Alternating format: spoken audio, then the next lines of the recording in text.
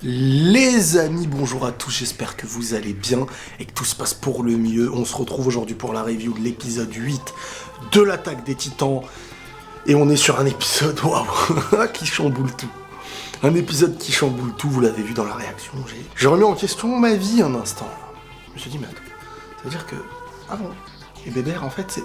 Ah ouais, tout le monde était comme ça. Remise en question totale, retournement de situation. Et qui dit retournement de situation nous explique d'anciennes réactions. C'est ça en fait. Là, ce qui s'est passé dans cet épisode avec Sig, revient dans le passé. Début de saison 4, tu vois tout différemment.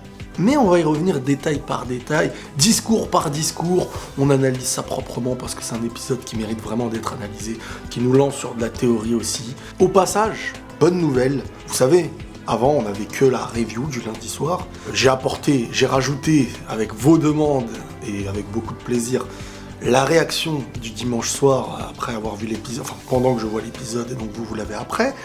Et je vais rajouter maintenant une petite vidéo qui sortira le lendemain de la review, quelques jours après, sur la preview du prochain. Faire une petite analyse des images ou de ce qui s'est dit et de pouvoir discuter et lancer de la théorie sur le prochain épisode qui nous attend. Voilà, allez, on perd pas de temps parce que ça pourrait être long peut-être. Alors déjà, quand l'épisode il s'appelle Balle Mortelle, tu vois un petit peu vers où on veut te mener. Tu sais pas d'où elle va venir, tu sais pas sur qui elle va aller, mais tu sens que, voilà, on n'est pas à l'entrée de Euro Disney, là. Pas à l'entrée du parc Astérix, ça c'est sûr. Je trouve qu'on a beaucoup de mise en avant dans cet épisode aussi par rapport au regard et aux expressions de visage, surtout avec Falco et Gabi, deux personnages qui représentent aujourd'hui presque deux mentalités qui se construisent suite aux événements qu'ils ont vécus, tout comme on a développé le début de Eren et des siens, on peut tous les comprendre. Bref, l'épisode commence directement avec le combat d'Eren et de Reiner. Un Reiner, en fin de compte, ouais, comme on avait pu le constater, qui est totalement amoindri, sa transformation n'a aucune volonté. Le mec, il a pas envie de signer dans ton entreprise, hein. Il y a pas de volonté, en fait. Même sa cuirasse, elle est... Non. En fait, le peu de volonté qui lui restait à se transformer et à se battre et à ne pas lâcher la vie, c'était de sauver les siens, tout simplement. Et c'est ce qu'il a fait, il s'est mangé une bonne patate, mais c'est le sacrifice voulu pour prendre le mâchoire et en fin de compte, ne pas donner à Eren un autre pouvoir. Mikasa, qui sur le coup regarde le combat et regarde Eren, un visage fermé, un visage triste. En fait là, il se passe quelque chose. On apprend dans cet épisode qu'en fin de compte, Eren aurait agi selon sa propre volonté. Et Mikasa, on sait que quoi qu'il arrive, elle a porté allégeance à suivre Eren et limite, elle lui doit la vie, quoi, d'une certaine manière. On voit bien qu'elle n'est pas spécialement d'accord avec lui, mais peu importe ce qu'il décide, elle va le suivre. Mais c'est trop. En fait, j'ai vraiment l'impression que même elle commence réellement à le suivre, mais à ne plus le suivre en même temps. Le dernier regard que Eren peut avoir aussi sur Reiner, il est beau.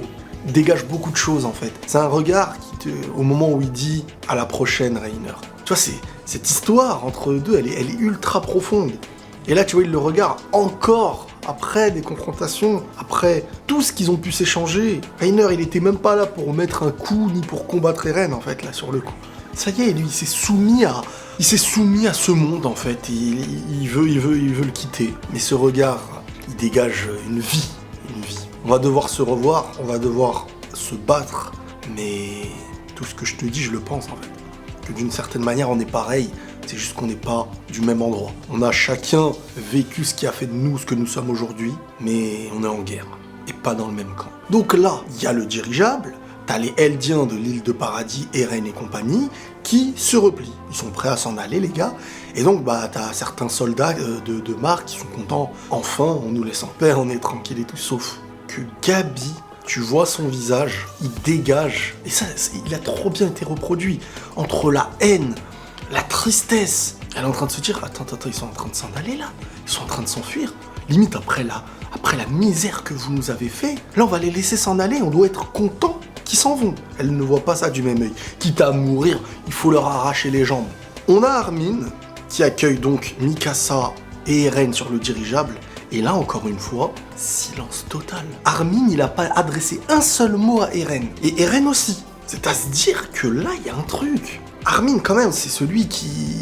C'est le gentil. Dans les trois, c'est le plus gentil. C'est celui qui va se soucier d'eux en priorité. Mikasa, elle a Eren, et bien sûr qu'elle aime aussi Armin.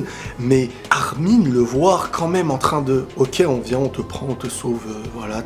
Mais il y a quoi? Il y a un conflit, Alors on apprend juste après, après que Levi il lui mette un bon petit chassé dans la tronche, et avec un discours digne de Levi en mode regarde-moi cette dégaine de crasse.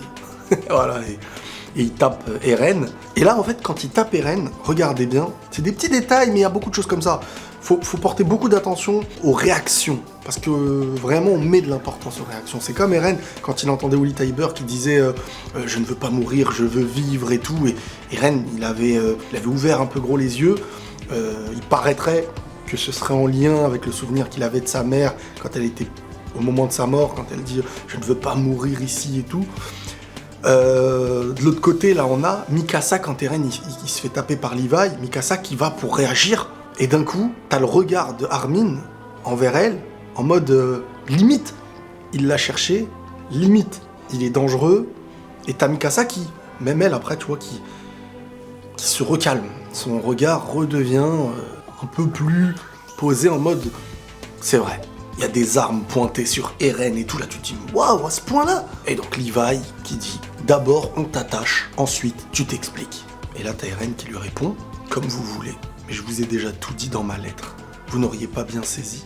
Bon, t'as Levi qui lui rentre dedans encore une fois en mode ta tête, c'est la même que celle de toutes les Locke des bas-fonds, mais réjouis-toi au moins, tout s'est passé comme tu l'avais prévu. Et en fait, moi c'est vraiment ma théorie. C'est vraiment ma théorie. Et bizarrement, jusqu'à maintenant, personne me vanne sur cette théorie. C'est à croire peut-être que c'est la vérité. Parce que moi, quand je me trompe dans mes théories, ça fait le tour des réseaux. Eren, ses souvenirs, le regard qu'il a là, comme s'il avait plus d'humanité, comme s'il était juste en train d'accomplir parce qu'il faut accomplir, parce qu'il faut créer quelque chose qui doit être créé. Ça, depuis qu'il a eu les souvenirs, depuis qu'il avait touché la main, je crois, de comment ça s'appelle, Historia, depuis que tous les souvenirs lui sont venus, enfin depuis que les souvenirs lui sont venus, tous ou pas, je sais pas, mais bref, ça y est, il y a eu un avant et un après, même quand il était dans la prison et tout. Il y a un avant et il y a un après. Et même quand il est dans l'océan, qui sait que derrière il y a ceux qui veulent les tuer. Et jusqu'à là, ça y est, on a vu un regard qui était totalement mort. Un regard mort. Et jusqu'à là, moi j'ai l'impression qu'il est au courant des choses qui vont arriver. Et qu'il les accomplit parce que lui seul peut le savoir peut-être. Ce qui se passe, ce qui va se passer, les conséquences, etc. On a une addition de petites choses qui le prouvent. Là, c'est encore de la théorie, on ne peut pas rentrer dans tous les détails. Mais là, t'as Levi qui lui dit « Réjouis-toi, tout s'est passé comme tu l'as prévu ». Peut-être parce qu'il savait tout simplement que ça se passait comme ça. On a plein d'autres éléments, mais on y revient petit à petit. Vous savez, il y a quoi qui m'est venu en tête? Vous voyez quand Eren il est face au titan marteau et qu'il est, ça y est, mal en point, et qu'il dit « Mikasa, c'est à toi ». Il le dit tout doucement et tout. Comment est-ce qu'il peut savoir à ce moment-là que Mikasa va arriver en vrai? Quand on sait que son plan, il l'a fait un peu tout seul. Lorsqu'il va être en danger, ils vont être forcés à intervenir. Mais comment il savait à ce moment-là, Mikasa, elle interviendrait comme ça? C'est vrai, bon alors on va me dire, c'est un animé, on va pas chipoter sur tout. Mais je me pose la question. Au début, je me disais, mais c'est un plan, donc tout a été fait proprement. Sauf que là, on a vu dans cet épisode que Eren a poussé indirectement, sans la volonté des autres. Mais c'est comme ça, il savait qu'ils allaient réagir à faire le plan que lui voulait, et que les autres interviendraient, quoi qu'il arrive. Mikasa, j'ai pas l'impression qu'il se soit vu avec Mikasa depuis un bon moment, pendant qu'il était chez les Mar, du moins, et au moment précis, il sait que Mikasa va arriver. Bref, c'est qu'une petite truc, c'est qu'une petite théorie, mais quand même, moi, c'est ce qui m'est venu en tête. Donc on sait aussi maintenant pourquoi Eren envoyait des lettres à ses compagnons, pour les mettre face au plan que lui-même était en train de décider sur le moment. Il a improvisé quelque chose selon lui, selon ce qu'il savait, selon ce qu'il fallait peut-être faire selon lui. Il a forcé la main directement aux autres d'improviser comme ce qu'on a pu voir. On a Frog qui se réjouit de la victoire, un peu trop vite. Une victoire écrasante pour la première bataille du nouvel empire Eldien. La volonté de fonder quelque chose de nouveau. Donc là, on est vraiment sur des Eldiens, ceux de l'île de Paradis. Ils sont plus dans l'ignorance d'avant. Là, ils sont en mode, on a notre empire, on va imposer notre empire et c'est comme ça, avec des alliances et tout, comme une vraie guerre, comme un vrai pays, comme à l'époque, ou comme au présent. Il y a la volonté de fonder quelque chose de nouveau. Qu'est-ce qui a créé cette volonté ? Sur la fin de l'épisode et tout, on peut se dire que c'est Sig qui vient apporter sa science, par rapport même, depuis tout petit, lui à la base, il était censé représenter quelque chose par rapport à Grisha, son père, ce qu'il voulait faire de lui. N'oubliez pas le sang qui coule dans ses veines aussi. Après, on a ce petit moment aussi émotion de Connie qui prend Sacha dans ses bras avec Jean et tout. C'est peut-être pas sympa pour les autres, mais vous comptez plus que les autres à mes yeux. On a une certaine distance entre les uns et les autres. On a un Jean, par exemple, qui lui a une volonté plus de stopper les guerres que d'imposer par la force un empire. T'as du côté de Froc et les autres, cette volonté de se battre sans pitié. T'as un Eren qui m'a l'air d'être en solo total. Après, on verra, il y a Sig aussi dans l'histoire. Et là, on va revenir sur une discussion très très intéressante entre Falco et Gabi, qui va vous permettre en fait de comprendre tout simplement que si l'histoire, on l'avait connue du point de vue de Gabi, on lui donnerait totalement raison. Tout comme quand on a vu le point de vue qui a commencé avec Eren. C'est le cycle de la haine. C'est le cycle de la vie. Tes ancêtres ont fait ça, qui aura un impact sur la génération d'après, qui aura fait ça. Ton peuple en est arrivé à telle souffrance, à telle difficulté par rapport à un autre peuple qui t'a fait ça par le passé. Tes difficultés du présent viennent de ceux qui t'ont fait ça. Donc toi, tu te bases sur ce que tu vis et sur ce que tu as vu et ce que tu as subi. On te retire ta mère, on te tue, on détruit ta vie paisible. De l'autre côté, quand tu le fais, c'est exactement la même chose qui est vécue par Falco et Gabi, plus l'apprentissage qu'ils ont dès leur enfance. Il n'y a qu'à partir d'un certain âge, comme Eren, que tu vas décider de prendre des décisions. Et encore, même à son âge, Eren continue lui aussi de faire ce qu'il reprochait par le passé, parce qu'il a décidé aujourd'hui de faire partie d'un camp. Il a décidé aujourd'hui d'accomplir, parce que c'est comme ça. Parce qu'il est né dans ce monde. C'est la seule manière de réagir à ce monde. Il n'a pas le choix. Ne pas réagir, c'est souffrir et mourir. Et tu peux pas être avec tout le monde. Donc il y aura ceux qui vont te voir comme un démon et peut-être ceux comme un sauveur. Et là, t'as Gabi qui explique à Falco. Sofia s'est fait écraser par un bloc de gravats tombé du ciel. On était assises côte à côte. Udo a voulu aller l'aider et a été piétiné par la foule en panique. Et les 2 gardes du portail m'ont crié dessus parce que je voulais aller sur place. Tu te rends compte ? Ils essayaient d'empêcher une Eldienne de se mettre en danger. Et ils ont été abattus par une tireuse postée sur les toits. Au passage, on va essayer de bien comprendre, je vous jure, c'est super intéressant. Déjà, la tireuse postée sur le toit, c'était Sacha. Sacha qui a épargné, mais volontairement, Gabi. Elle lui a sauvé la vie, malgré qu'elle tuait les autres. Il y a eu un regard qui s'est passé entre ces deux-là. Ça reste une œuvre, ça reste une écriture, je sais bien, mais le destin, d'une certaine manière, de l'histoire, si on la prend au sérieux, fait que ça pouvait pas s'arrêter là. Que la balle qui va être tirée du fusil de Gabi se serait dirigée vers elle. Sans aucune volonté que ce soit sur elle, à la base. Mais bref, elle est en train d'expliquer, la Gabi, et on va continuer la suite, elle est en train d'expliquer que les nôtres se sont fait tuer. Et c'est dans ce moment de fin qu'on sentait une petite lueur d'espoir. La petite lueur d'espoir, c'est de voir des personnes qui étaient habituées à lui cracher dessus, en tant que Eldienne, tout le monde le sait que chez les Mars, voilà, il y a zéro respect envers eux.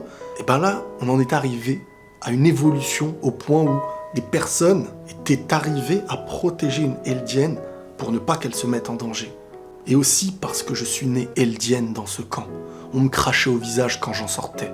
On m'a humilié sans cesse par tous les moyens. Mais c'est pour ça que j'ai fait des efforts, pour prouver au monde qu'il y a de bons Eldiens, pour qu'on puisse un jour être fier de porter ce brassard. Voilà l'espoir qui m'a aidé à tenir tout ce temps. Mais maintenant, il est anéanti. Et là, qui ne peut pas lui donner raison d'une certaine manière ? Aujourd'hui, imagine que tu te bats pour une cause juste et noble. Que des gens viennent prendre ta cause par rapport à, je sais pas, une couleur de peau, une origine, une religion. Tu t'es battu toute ta vie, malgré que tu as été rabaissé. Et au nom de ce que t'es et de ce que tu veux représenter, de la meilleure manière possible depuis ton enfance, jusqu'à ce que tu sens enfin une petite compréhension d'en face, que quelqu'un qui estime être ce que tu es vienne tout raser, traumatiser tout le monde, tout détruire et s'en aller comme ça. Tout ton travail, toute la souffrance et les sacrifices que tu as fait, ils tombent à l'eau. C'est fini. Le monde entier voit les Eldiens comme les démons qu'ils ont toujours voulu citer dans les livres d'histoire et tout. Aujourd'hui, qu'est-ce qui reste aux Eldiens? Comme Gabi et tout ça. Qu'est-ce qu'il leur reste? Soit d'être maltraités parce que ça y est, l'image traumatisante qu'a pu laisser les RN et tout ça, soit s'allier avec eux en fait. C'est tout, t'as pas de choix. Tu peux pas rester soit victime, et encore pire qu'avant, parce que là c'est un traumatisme digne d'une bombe nucléaire, ce qu'ils leur ont fait. Donc qui ne peut pas comprendre Gabi en fait sur le coup? Elle est née eldienne, une sous-race chez les Mars. Toute sa vie elle se bat pour montrer que non, d'une certaine manière, les Eldiens, regardez, on va faire les choses bien. Et t'as ceux qui, l'histoire nous raconte, qui se sont enfuis et vivent dans leur petit paradis, tranquilles, sans aucun problème. Là, ils viennent et ils te détruisent tout ça. Et ils s'en vont sans pitié, ils tuent des enfants, ils tuent...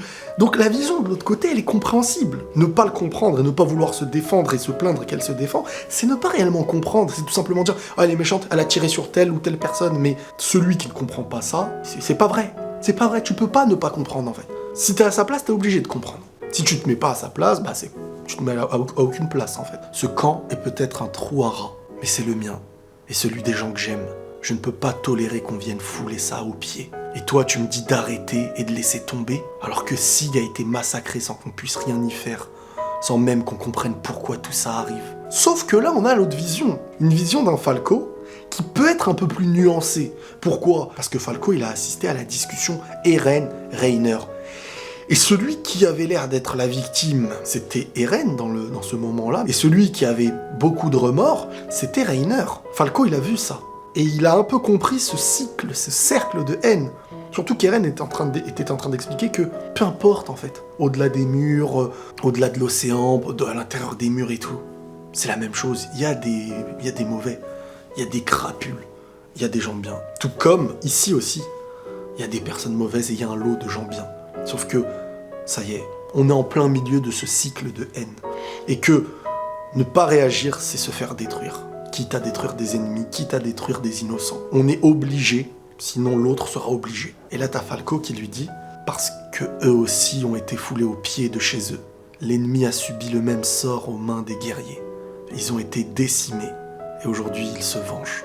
Donc là, Gabi, elle se retrouve face à une vérité au milieu de tout ce qu'elle est en train de subir, on lui apporte ça, et là ça commence à lui chambouler un peu son idée. Mais c'est une petite graine que lui envoie Falco. Lui, j'ai l'impression qu'il a vite compris ça parce qu'il est intérieurement plus dans la compréhension. C'est son caractère. Gabi, je pense qu'il lui faudra beaucoup plus de temps, et c'est pas un hasard qu'à la fin tous les deux finissent dans le dirigeable, qui ne meurt pas.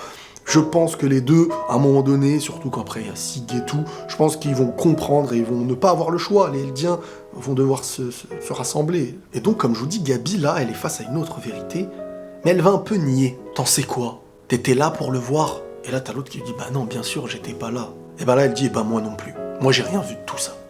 C'est histoire de se dire, moi, ce que je vis, moi, ce que j'ai vécu, c'est sur ça que je me base pour me défendre. Si quelqu'un vient et te vole ton portable, tu vas pas te dire peut-être que lui on lui a volé le sien et qu'en fin de compte il essaie de se venger et ceci, cela, et truc. Tu réagis et tu défends ta personne. Et ben là, elle réagit et elle défend les siens.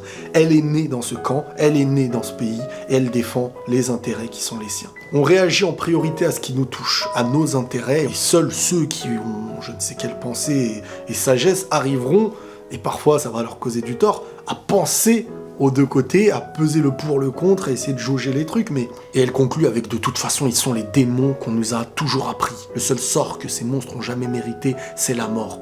Ils ne sont pas comme nous. » Et là, t'as la volonté de penser comme ça, plus que le réalisme de la réalité du moment. Et c'est comme ça que voilà, elle continue sa volonté à vouloir se battre. Bon, sur le coup, on a une Gabi qui était prête à mourir en martyr, qui était en mode « Tu diras à mes parents, à Reiner et tous les autres que je me suis battu jusqu'au bout. Même si je suis vaincu, vous reprendrez le flambeau que je laisse, pas vrai? Adieu, Falco.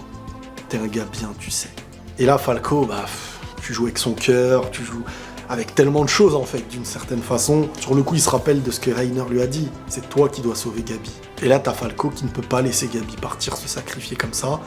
Et mine de rien, il l'a sauvé. Une fois en haut du dirigeable, directement, fusil en main, boum. Et t'as la balle qui va directement sur Sacha. Sacha qui, On est sur un fusil qui a l'air puissant quand même. Directement en sang, par terre, limite en train d'agoniser, qui nous lâche ses derniers mots. T'as Sacha qui avant de mourir se met à parler de viande. La mort de Sacha quand même c'est assez touchant, mais on y revient juste après. On continue sur Gabi qui, au final, allait allait se faire tirer dessus par Jean. Et là, elle a été sauvée par Falco. Falco a quand même accompli sa mission de la sauver, d'une certaine manière. Et au moment où il y a eu un tir, j'ai revu la scène plusieurs fois, j'ai l'impression qu'à un moment donné, boum, ça a tiré sur le mur du dirigeable. Est-ce que ça a endommagé le dirigeable et peut-être qu'il va y avoir un problème en chemin, retour et tout? J'en sais rien. Mais j'ai l'impression que quand il a tiré, il y a eu une volonté de nous montrer la balle, boum, derrière qui apparaît sur le décor. Est-ce que c'est pour le réalisme ou est-ce que vraiment il y a un problème avec... il y aura un problème avec ça. Si les enfants restent en vie, Gabi et Falco, c'est parce que Jean n'a pas donné l'ordre de les jeter du dirigeable. Et je pense que Jean, lui aussi, son humanité, j'ai pas envie de dire va le perdre, mais ils n'arriveront pas à rester sous certains de ses commandements. Il est trop pisse pour certaines décisions, en fait, malheureusement. Tu crois que c'est en jetant des gamins dans le vide qu'on mettra fin à ces tueries? Vous voyez, Jean, il est dans une volonté humaine, malgré tout. Alors, c'est bien, mais dans des moments, parfois, ça peut être dangereux. Donc, pour être honnête, moi, pour revenir sur Gabi et tout ça, moi, je comprends tous les partis. Je peux comprendre qu'on déteste ce qui a pu être fait à Sacha, parce que, c'est un personnage auquel on s'est attaché, et franchement, c'est ultra triste. Mais si on avait eu autant de temps pour s'attacher à Udo, à Sofia, on aurait eu une haine pas possible envers les autres, envers ceux qu'on a connus depuis la saison 1. C'est juste une question d'affinité et d'attache, en fait. C'est tout comme quand on lit sur Internet, une personne chez elle a été tuée. C'est qu'un fait divers pour nous. On se dit, bon, sauf que si cette personne-là, ça avait été quelqu'un de proche de nous, notre mère, notre père, notre femme, etc., on réagirait différemment. Et c'est la même chose dans le truc, c'est de se dire, si c'était nous, si on avait vu les choses d'un autre angle. On n'est pas sur des méchants contre des gentils, là. On est sur deux gentils ou deux méchants. Bon, on a Pic qui se souvient du soldat qui les a piégés. Bon, déjà, au passage, c'était pas Armin, hein. Armin n'avait pas de fausse barbe, en fait. Écoutez bien, c'est intéressant. Elle explique qu'elle l'avait vu il y a 3 ans, après le retour de mission de Rainer, dans l'équipage du premier navire en repérage vers Paradis. Et en gros, pour moi, ce bateau était composé en grande partie d'espions, ou de ceux qui avaient déjà fait une alliance avec les RN et tout ça. Maintenant, ceux qui ont eu cette alliance, soit ils ont eu un lavage de cerveau, soit ils y voient un intérêt à l'alliance, tout comme toute alliance, voilà, certains se mettent avec eux, certains se mettent avec eux, plus convaincus par telle puissance ou convaincus par telle réalité. Mais on voit déjà, il y a un gars là, qui s'appelait, je sais plus comment, celui qui conduit le dirigeable avec Hansi et tout. Lui, j'ai l'impression que c'est le même qui est là. Et puis qu'elle révèle que le mec à la fausse barbe était un fervent disciple de Sig. Donc là, on est sur un plan. Et comme par hasard, derrière, on voit qui dans le dirigeable avec eux? On voit Sig. Et moi là, après mon cerveau, il a, voilà. Après, pendant que je regardais l'épisode, là, je comprenais plus rien derrière. Il y avait Sig dans ma tête. Bon, après, je me suis remis de mes émotions et j'ai pu analyser l'épisode. Mais en fait, là, sur le coup, c'est très simple. Sig est, je vais pas dire le boss de l'histoire, maintenant avec les Eldiens là et tout ça de Paradis, mais il a retourné encore une fois sa veste. J'ai l'impression que ce Gus, il va nous la retourner plein de fois. Par rapport à son père, bon, il était petit, mais on nous l'a présenté comme ça. Il a trahi la volonté de son père et de sa mère, qui a coûté la vie de sa mère. Ensuite, aujourd'hui, il retourne encore une fois sa veste, pour des intérêts, je pense, qui vont être les siens en priorité. N'oubliez pas qu'il a du sang royal, et que le grand terrassement, il est dans la capacité de le faire, et qu'est-ce qui lui suffit? De manger Eren. Moi, je pense vraiment que Sig, c'est le boss final, en fait. Que c'est vraiment Sig le vrai danger de cette histoire. Là, on nous le présente comme quelqu'un, ça y est, qui a l'air d'avoir fait un plan, qui a fait les choses, qui a manigancé des choses et tout, et que, globalement, là, tout ça, c'était le plan de Sig. Alors, on a Sig qui explique que son plan s'est bien déroulé, mais dans les grandes lignes, sauf quelques erreurs de calcul. Et parmi les erreurs de calcul, normalement, le titan charrette et le mâchoire étaient neutralisés par Jelena, là je crois qu'il s'appelle, la personne avec une fausse barbe. D'où l'obligation pour le bestial de bombarder avec plus de gros cailloux et de rochers les Eldiens de Paradis pour paraître réaliste. Et là t'as Levi qui lui dit belle capacité d'improvisation pour un bouffon. Et là, Là, il y a un petit discours en 2 secondes de Levi et du bestial qui nous montre la haine de l'un envers l'autre. Là, je pense vraiment qu'on rentre dans quelque chose où, dans la même équipe, soi-disant la même équipe, il va y avoir plein de trucs. Je pense qu'il va y avoir Sig qui va essayer d'utiliser Eren. Donc, eux deux vont être un peu à part. T'as les amis d'Eren qui vont projeter un peu Eren et ne pas lui faire confiance. T'as Eren qui va peut-être se faire endormir. Donc si Eren se fait endormir, peut-être que Mikasa va être contre Sig ou se méfier de Sig. T'as Sig vs Levi, Levi vs Sig. Et en interne, je pense qu'il va y avoir des gros dangers. À l'annonce de la mort de Sacha, Eren, il est étrange. Mais il confirme un peu des fois, enfin c'est peut-être moi qui vois que de ce que j'ai envie de voir. Quand ils apprennent la mort de Sacha, t'as Levi qui quand même ouvre les yeux. T'as Mikasa et Armin qui se mettent à courir, et t'as Eren qui n'a aucune réaction. Au premier abord, à l'annonce. On ressent au fond de lui, je pense, une tristesse, mais aucune réelle réaction. Ensuite, il aura une autre réaction. Mais on revient sur un petit truc qui a été dit. Et là, c'est un petit peu le procès d'Eren. À chaque fois que tu t'es fait capturer, on t'a délivré au péril de nos vies. Sans compter les pertes dans nos rangs. Tu le savais, et tu as profité pour nous forcer la main en t'exposant. Comme tu t'y attendais, nous n'avons pas eu le choix. Mais cette confiance que tu as en nous n'est désormais plus réciproque. Donc là, en fait, ils sont en train d'expliquer que nous, on s'est toujours sacrifié pour toi. L'époque où t'as été capturé, tout ça, on a sacrifié nos vies, on a sacrifié tout le monde. Bon, d'une certaine manière, je pense aussi que tu t'es pas uniquement sacrifié parce que c'est le gentil Eren, mais aussi parce que, bon, ça restait le plus gros espoir à ce moment-là de quitter les murs et voilà, ça restait votre bombe atomique, hein. On va pas se mentir non plus. Mais quoi qu'il arrive, voilà, ils ont sacrifié les leurs et tout. Eren, là, il en a fait qu'à sa tête en sachant que, en s'exposant publiquement, comme il l'a fait, bah les autres seraient dans l'obligation de venir l'aider. Donc la confiance que lui a pu avoir envers eux pour savoir qu'ils allaient venir, bah eux ne l'ont plus envers lui. Mais derrière, t'as Sig qui vient commencer à glisser son petit vice. Parce que moi, je le vois comme du vice. En mode, vous inquiétez pas, désormais on est réunis, l'originel, Eren, et les héritiers de sang royal, donc tous les sacrifices, même les plus lourds, seront récompensés. Mais sauf que je suis en train de me dire, il n'y a que Eren et Sig qui sont au courant. Eren, à moins qu'il l'ait dit et qu'on ne l'ait pas vu, quand il allait lâcher l'information du pouvoir du titan originel qu'il avait réussi à activer uniquement parce qu'il a su qui était le titan souriant, dans ses pensées, dans ses souvenirs. Il savait donc qu'en touchant quelqu'un de sang royal, il a pu activer le pouvoir du titan originel. Je pense que logiquement Sig, avec ses connaissances, le sait aussi, mais est-ce que les autres le savent autour ? Et à la fin, Sacha a rendu l'âme. Et là, Eren, qu'est-ce qu'il demande ? Attends, c'est pas un détail.